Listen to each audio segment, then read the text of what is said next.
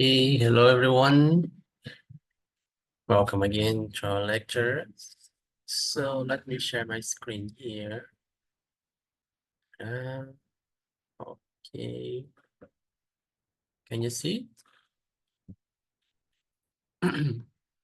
Okay. So yes. Good night, everyone. Continuing our series of lectures. And now we are still talking about the second part, which is siblings love. Okay.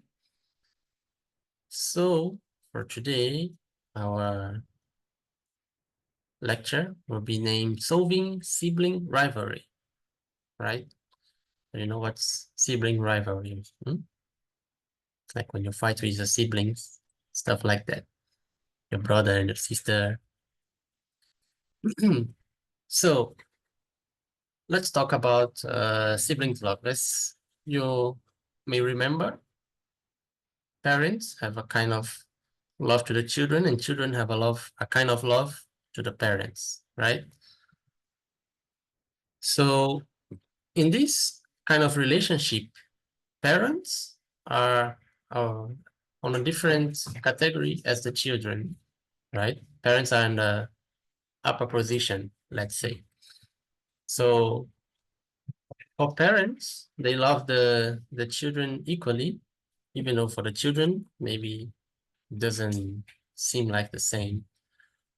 So we call this kind of relationship a vertical relationship, where there is like a hierarchy and subject and an object. So in this case, just a minute. Like my camera went away. Okay. So in this case, the parents are in a higher position. So they have a higher perspective than the children.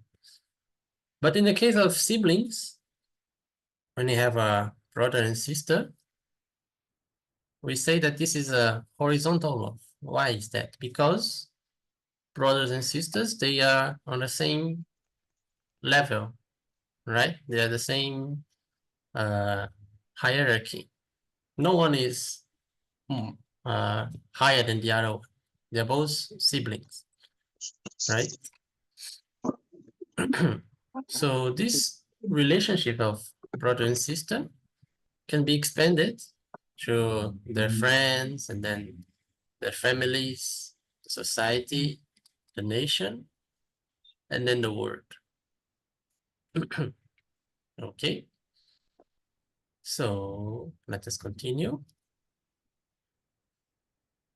So when we are growing up, we have many friends, right? We go to school, we find friends in our grade, and then we change schools, and then sometimes we never see our friends again. So we have this quote here: friends may come and go, but brothers and sisters last forever. So why we say that? What's the difference uh, between friends and brothers and sisters? Well, the difference is in the case of brothers and sisters, we have the same parents, right? Me and my brother, we have the same mother and same father. So the love that we receive from our parents come from the same place, which is not the case with our friends. So that's why your sisters and your brothers have a special relationship with you. It's usually stronger than just friends. Okay. So now that we establish the siblings love, let's go to sibling rivalry, right? So the relationship between brothers and sisters in families today is often strained, filled with jealousy and resentment, much like the first brothers, Cain and Abel, right? So when we say this, you can understand that in the world today, and this can be expanded to other, for example, brothers and sisters, they should be working together, but in reality, we are all fighting with each other. My brother know about that. We fought a lot when we were younger. So, and this can be propagated, like this can continue to, for example, our friends, our societies, even the world. And this is the reason that wars happen. It all starts with this kind of rivalry, right?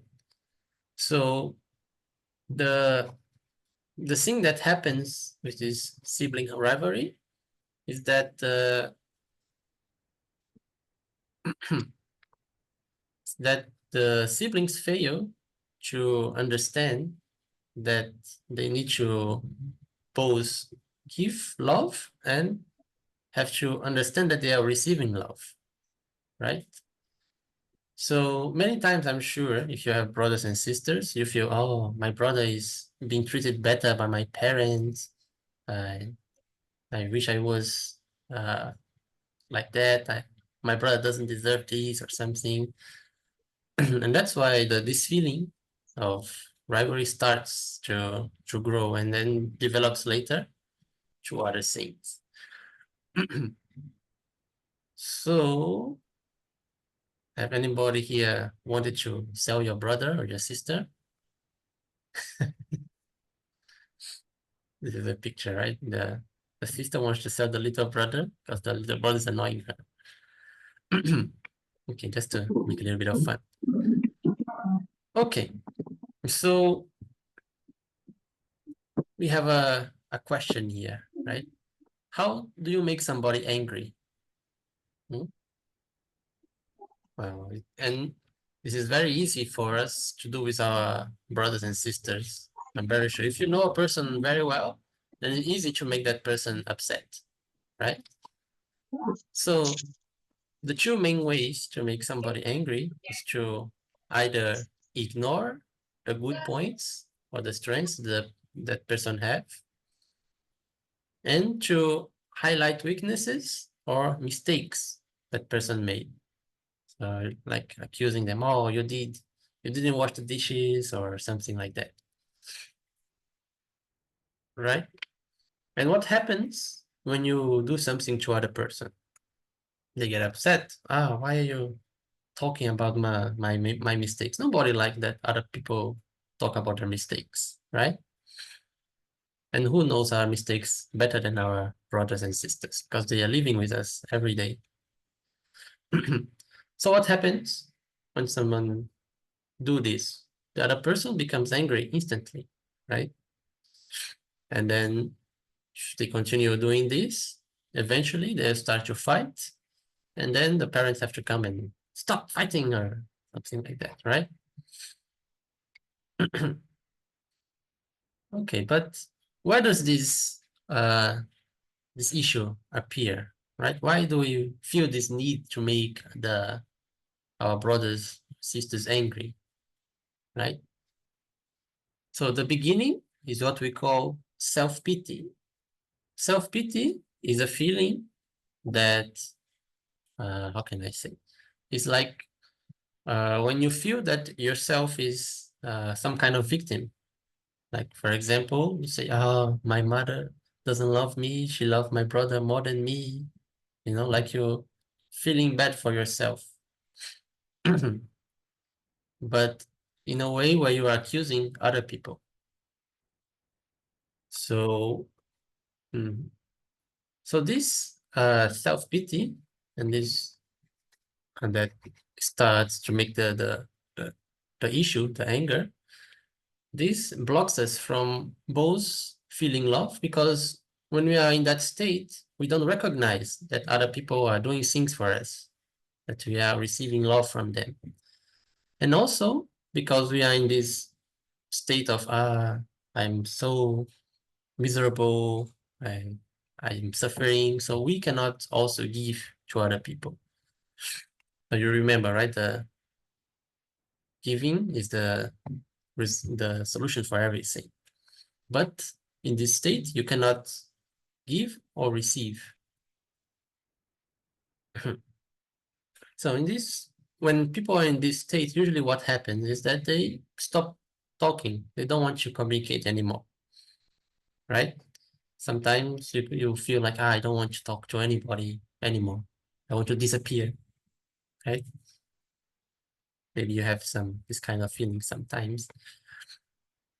And this is also the root of all the rivalries we have in the world, right? For example, North Korea, South Korea, China, and Japan. If you see this is from a list of the 10 countries with the most bitter national rivalries, right? So you can see most of these fights, rivalries are from neighboring countries. We have China, Japan, they live near to each other. So it's like they are brothers, but they are fighting with each other. And this comes from what we just talked about earlier, right? From the like if you consider them as siblings, then the same issues that they have, the siblings have, these nations have, and that causes fighting.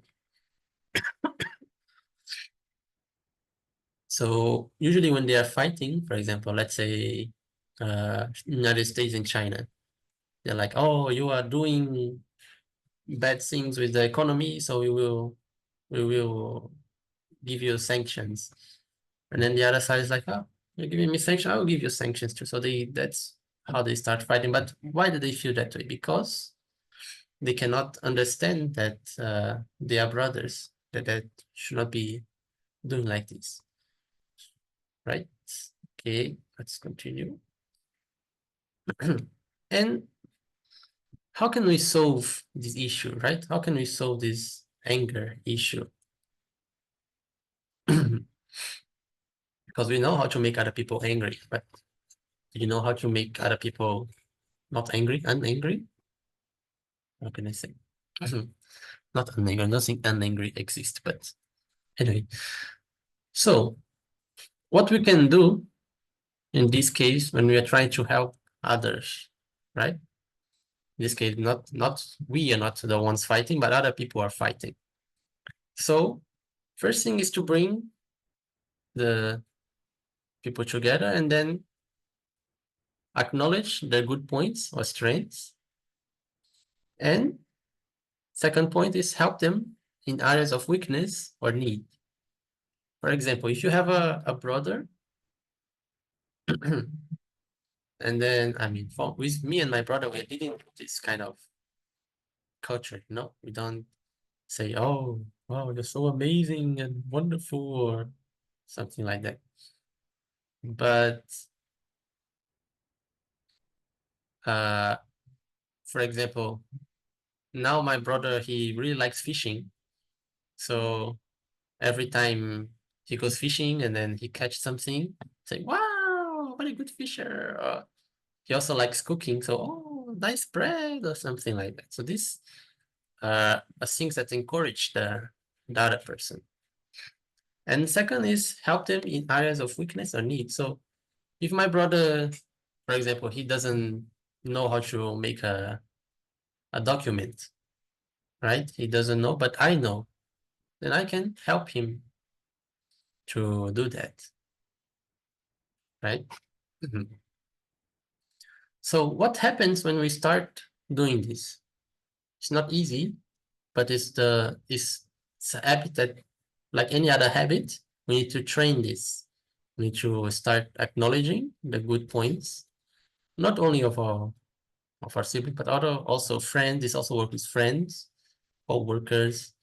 So when we start doing this, the other person starts feeling that they are appreciated, right? They can feel that you love them somehow.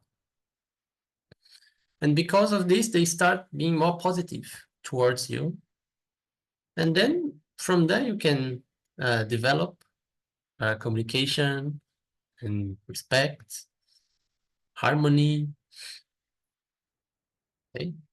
And if we are in the situation where we are in the self-pity situation, right?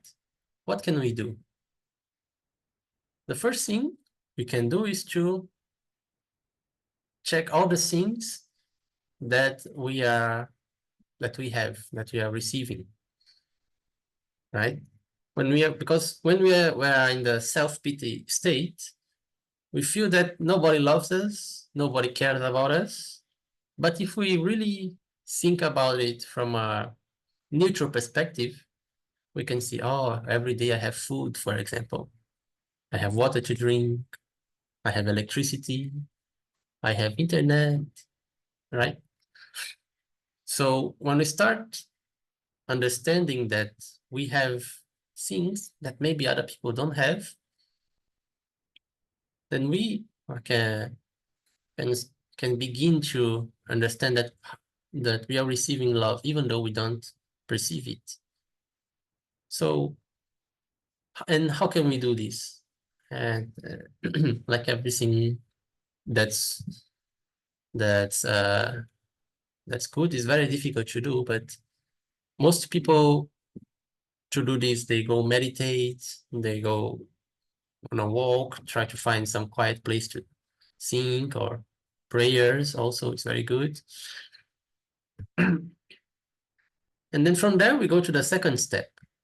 How can we see? What we need to do is to see the goodness in others, right? It's like the first one, acknowledge the good points. We need to see, instead of seeing all the wrong things the other people do, we see the good things that the people we are fighting with are doing. Oh, they helped me one time when I was drowning in a lake or something like that, right? And the last part is to help others that are not as blessed as you are, right? I have an example here. This man is called Tiu Bahadur Karki. He's 40-year-old, and he's the founder of the Joint Disabled Unity IAYSP Center in Nepal, right? So this man, he had a problem, right? So here's a bigger picture from him. When he was born, you see his feet were distorted, right? So he couldn't walk properly. He couldn't use shoes. So what happened is, because of this, he couldn't even go to school. So when he went to school, somebody had to help him, carrying him, and everybody in the school were mocking him. And and when you look at him, his life was very miserable, right? He had every reason to be in that state of self-pity. Oh, my life is very miserable. Everything that happens is against me. But then what he did is, after some time, even his family abandoned him. So he went to the streets and started begging for money. But what he did different from other people is that, and he was doing this for 27 years, he started saving some money, right? He got the money that he had to survive, to eat, buy necessities, and everything else he was burying under the ground, hidden.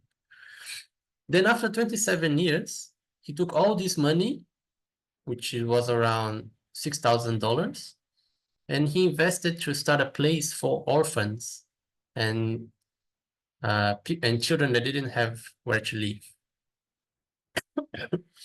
Because during these 27 years, Nepal had a civil war that more or less 15 people died. So he took this money and he started this foundation, right? I can see here a closer look at his feet. And well, you can see he had reasons to feel pity to himself, to be blocked to do anything. But instead of trying to be negative, trying to blame other people, what he did. He decided to give, right? Instead of trying to destroy everything, he tried to build something new. So when he overcame this state of self-pity, that he even said that at some point he wanted to die, but instead he decided to work for other people, then he could overcome his situation, right? And another thing he discovered was when he started giving to, he made this orphanage and start taking care of people, then those people started to love him back, right? So you can see here, these are some children that he helped, and all these children, they were victims of the war, right? They don't have parents, and he started taking care of them without anything in return. So what happened here, they started like to be like a family, right? Remember that the reason why our brothers and sisters are so special is because of our parents. So in this case, all the children that he was taking care had the same parental figure, right? And for them, they were a family.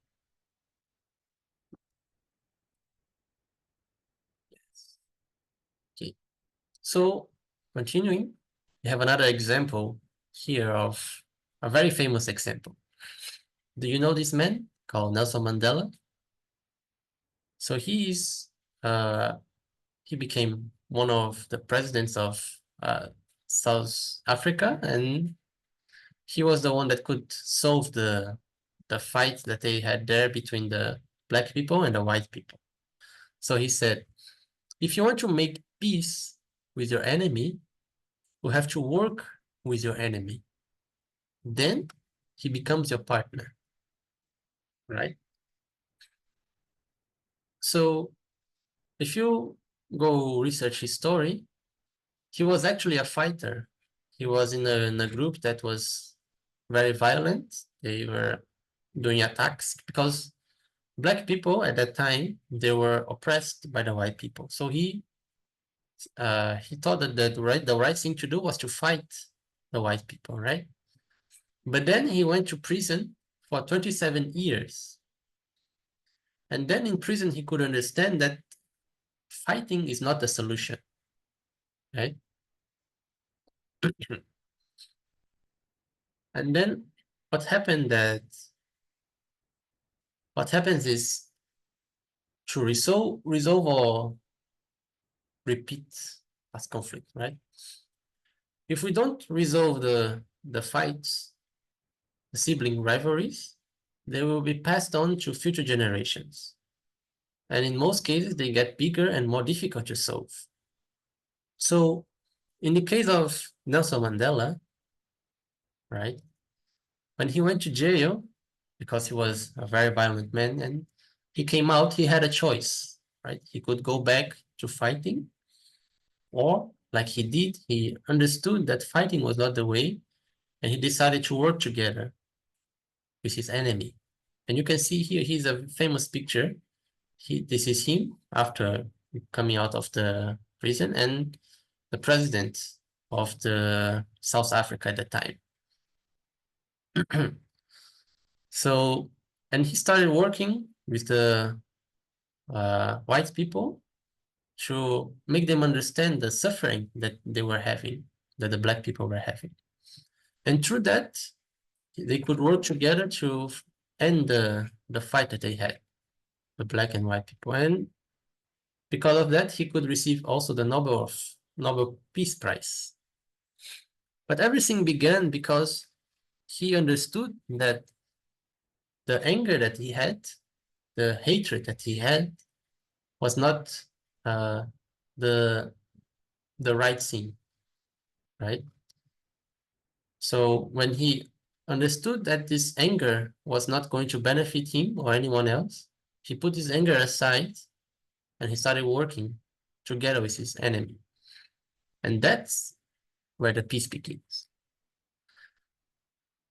So another example is that after the First World War, yeah, I don't know if you know history very well, but probably you do, you all studied history. So after the First World War, what happened?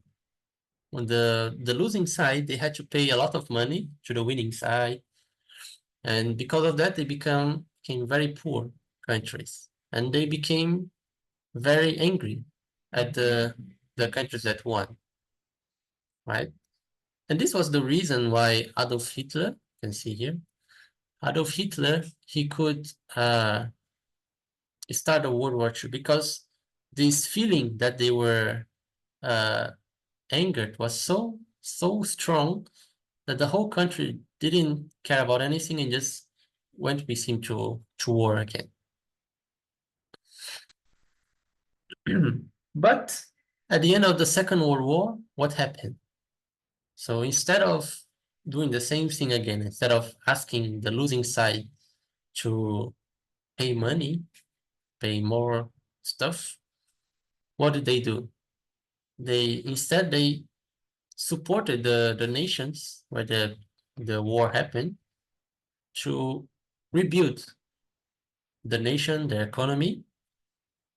So not only in the Europe, but also Japan, the Second World War. So because of that, now the countries that were losing, they are allies and not enemies anymore, right? So what can we learn from this?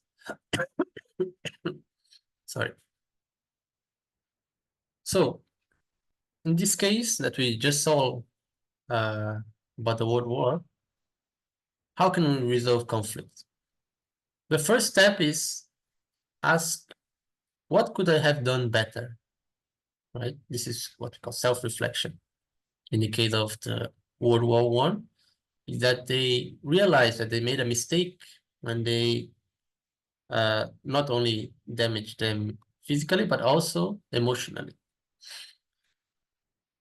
They make them upset at them. So step 2 is be determined to take responsibility also for the emotional anger, right? So instead of repeating the same mistake in the end of the Second World War, they took the point of view of a parent and they helped rebuild both Europe and Japan. And the third step is to determine yourself to forgive, to love, and to unite. Right? Like Mandela did. He forgave the people that he was upset as. He started working with them. Right? So these are the 3 steps to resolve conflict. Number 1, self-reflection. Number 2, take responsibility. And number 3, forgive, love, and unite. Haha, FLU, the flu. So, to summarize everything that we saw today,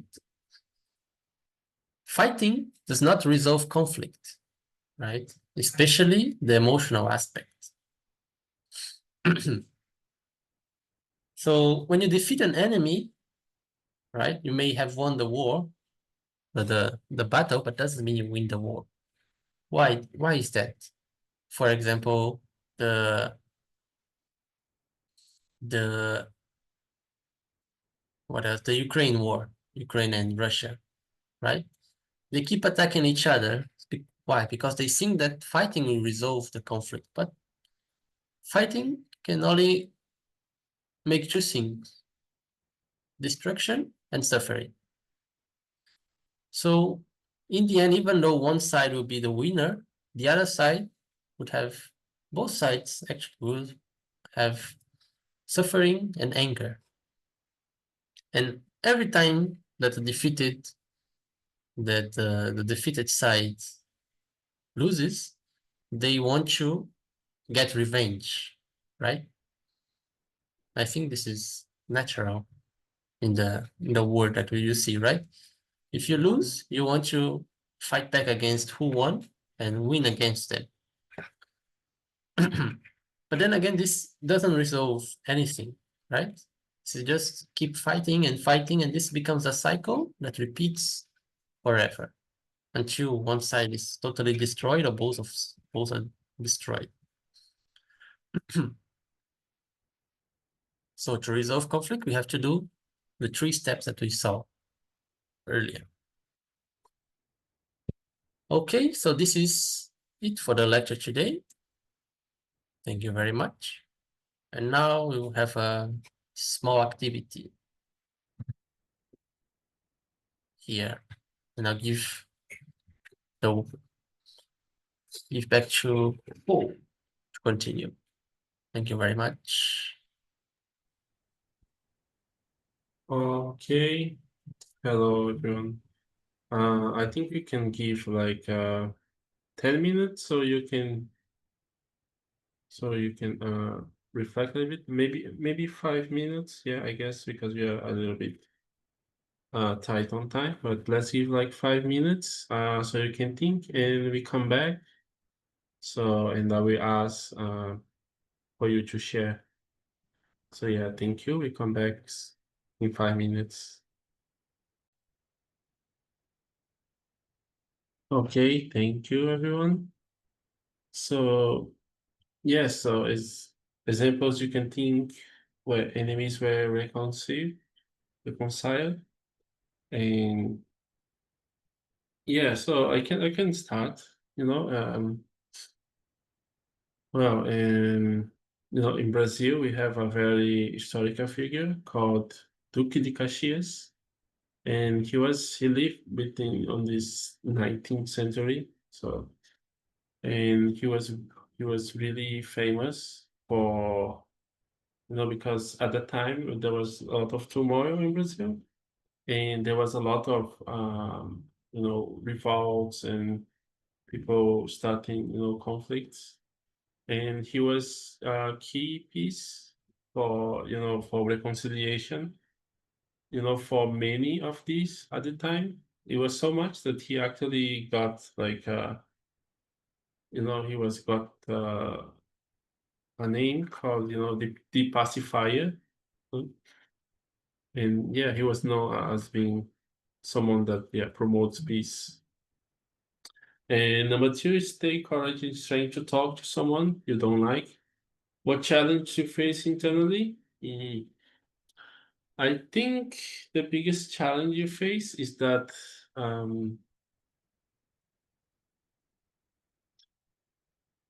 I guess the fear of rejection, because you have to do a lot of efforts, personal effort, and and just seeing like that, getting that rejected, it's really, heartbreaking, I guess. So yeah, I would like to ask, so what our guests, what would you like to share about this topic? So do we have any volunteers that would like to share?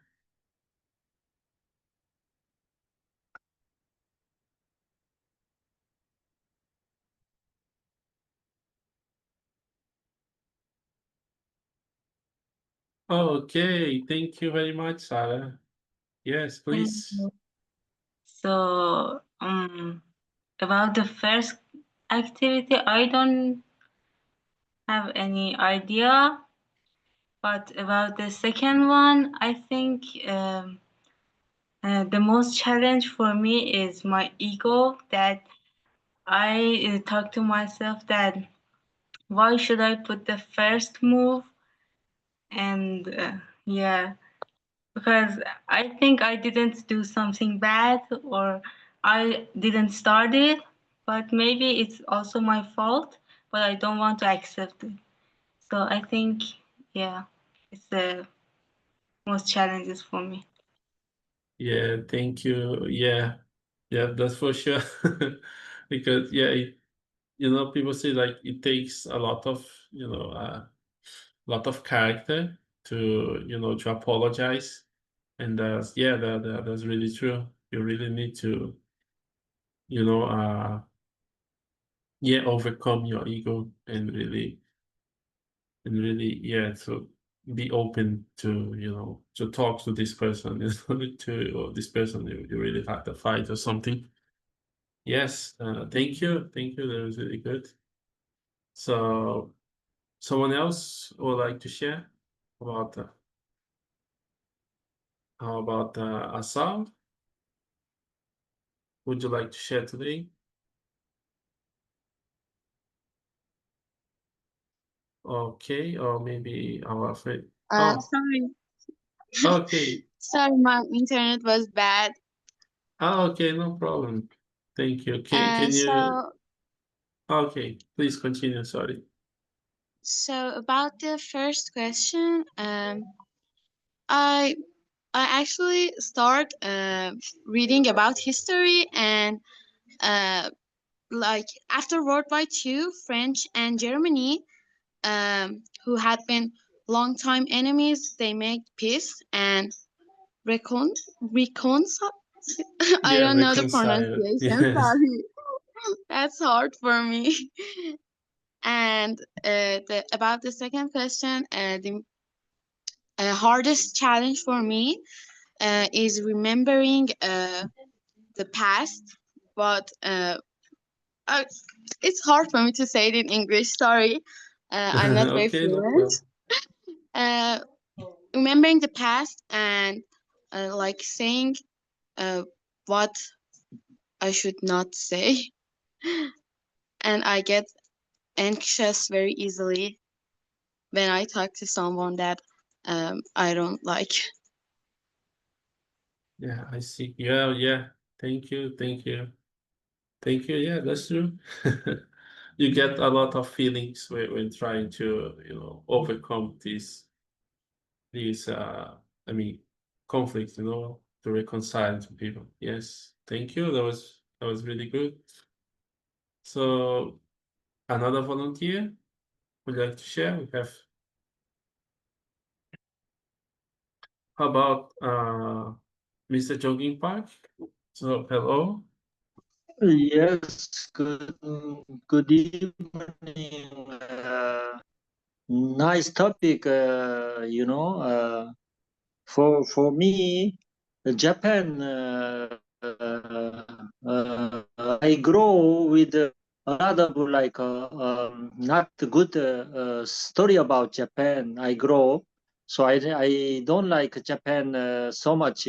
But when I meet Japanese, I realize they are very very good people. So now I don't have any more enemy thinking, but still.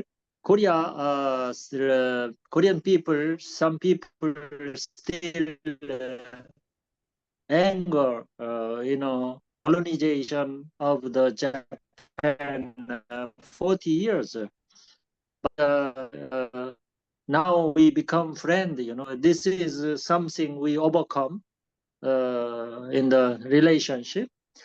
And the second question is still I am also difficult with my brother, like first brother is the eldest brother, but he's very how to say not easy to give and give elder brother. So we don't. It's difficult to forgive. So still, I need to forgive and I need to just love. I'm trying to before he will die, I want to go meet him and make a peace. Like we are now enemy, almost enemy, become because of some reason. But it's not good, to have that kind of relationship. So I want to really love, to make love. But another something is afraid, afraid of his behavior, how he will act to me, like how he will, if I go, how he will like show me. But still, I need to do, I need to open my heart and love him, pray for him, and not like become enemy with my brother, first brother, eldest brother. So this is also, yeah, I need to overcome, not talking bad, but thinking of his good good character, and then love him and pray for him. I need to change it. Okay. Thank you, Mr. Park. Yes, that's really great. For me, also like between the relationship between Japan and Korea, we had a similar thing because I'm half Chinese. My brother and I, we are half Chinese, and there is a lot of also of, how can I say, resentment from old people during the war time between Chinese and Japanese, and yeah, and also the government also really, sometimes really try to, incentivize this conflict. But the reality is that, the young people from China, they really don't, yeah, they don't really, this conflict doesn't matter for them because it's not something they really experience or anything personally. So what you see nowadays is that,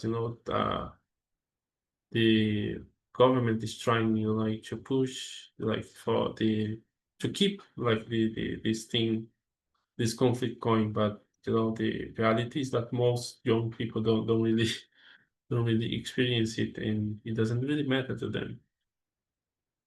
So yeah, thank you. Our time already is up, and for our next lecture for next week, we will be having a lecture called Preparing for Marriage. So I hope to see you next week, and I thank you very much, everyone, for coming. So I hope you have a really nice rest of the day. So yeah, thank you everyone for coming. See you next week. Bye. Thank you. Bye.